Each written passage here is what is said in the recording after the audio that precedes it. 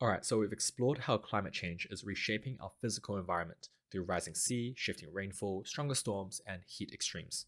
But now we turn to what matters just as much: how these changes affect people, communities, and economies. Climate impacts do not stop at just the environment level, they cascade into every part of human life: food, water, health, infrastructure, migration, and economic stability. And just like with environmental risks, these socioeconomic effects are not evenly distributed. They vary drastically by region, by sector, and over time. Starting with geographic distribution. So some parts of the world will face greater exposure and fewer resources to respond. So for example, imagine a small island state. They may face existential threat by rising sea levels. Imagine sub-Saharan Africa. They are already grappling with intensified drought and food insecurity. South and Southeast Asia is experiencing deep heat waves and shifting monsoon patterns, and urban coastal regions worldwide faces mounting flood risks and infrastructure damage. In many cases, the people affected most have contributed to the least in terms of global emissions, raising questions on climate equity. Let's turn to sectors affected and talk about which systems are hit the hardest. The first one is agriculture and food security. So crop yields are threatened by drought, heats and pests, and extreme weather disrupts planting cycles and harvests. Fisheries are also affected by warming oceans and acidification. Turning to water availability, some regions will face chronic water scarcity, and the water stress is often intensified when there's regional conflict and displacement. If we turn to the human health, heat waves, air pollution, and vector-borne diseases are also rising. Mental health impacts from repeated disasters are also becoming more and more recognized.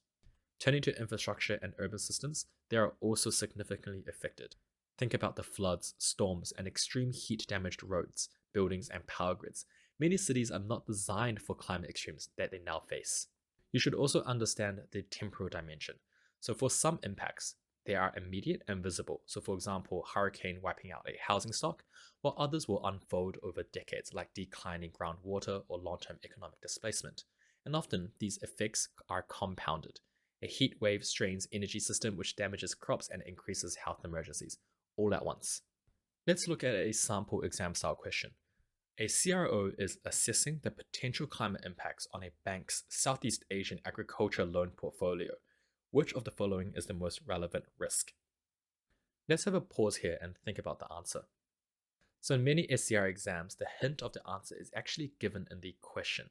The correct answer here is C. Monsoon shifts disrupting crop cycle. Note here that changes in rainfall timing and intensity directly affects agriculture productivity in monsoon-dependent regions. To leave you with one last concept, and perhaps the most important one from this lecture, is that there's disproportionate burdens and vulnerabilities. It is important to remember that climate impacts are not just a technical problem. They affect real people and often reinforce the existing inequality. Poorer communities often have less capacity to prepare or recover. Women, children, and displaced population often also face heightened vulnerabilities. These realities are increasingly factored into risk assessment and adaptation planning and will continue to shape both physical and transition risk pathways. These are also concepts that we will cover in later chapters.